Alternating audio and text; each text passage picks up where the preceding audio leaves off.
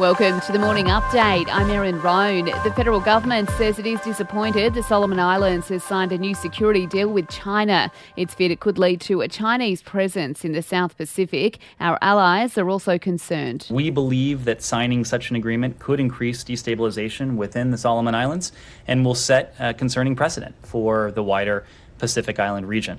That's US Department spokesperson Ned Price there.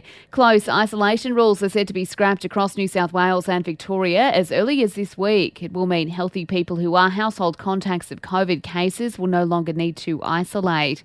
Scott Morrison and Anthony Albanese will face off in the First Leaders debate tonight ahead of the federal election. The pair will be taking questions from an audience of 100 undecided voters. Overseas, the UN has called for a 4-day humanitarian ceasefire in Ukraine across Orthodox Easter.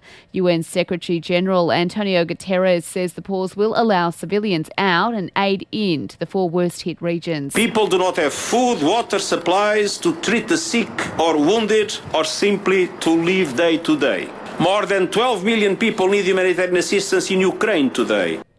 More apologies from UK PM Boris Johnson for breaching COVID rules. He's been fined by police for attending a birthday party during a 2020 lockdown. He's told the House of Commons he didn't deliberately mislead Parliament, though. As soon as I received the notice, I acknowledged the hurt and the anger.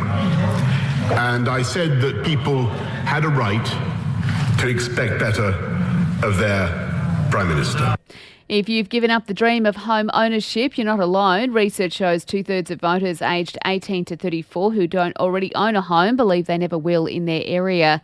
And players from Manchester United and Liverpool will show their support for Cristiano Ronaldo following the death of his newborn son. Both teams will wear black armbands for their match this week.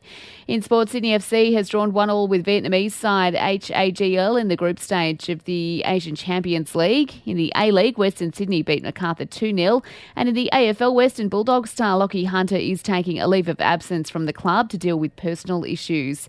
For even more sports news, make sure you check out the Sports Update. You'll find it wherever you're listening to this show. In entertainment news, and Johnny Depp has taken to the stand in his bit of defamation lawsuit against ex-wife Amber Heard. He denies ever assaulting her. There were arguments and things of that nature, but never did I myself reach the point of striking Miss Heard in any way, nor have I ever struck any woman. And that's the latest from the Nova Podcasts team. We'll see you later on for another episode of The Update.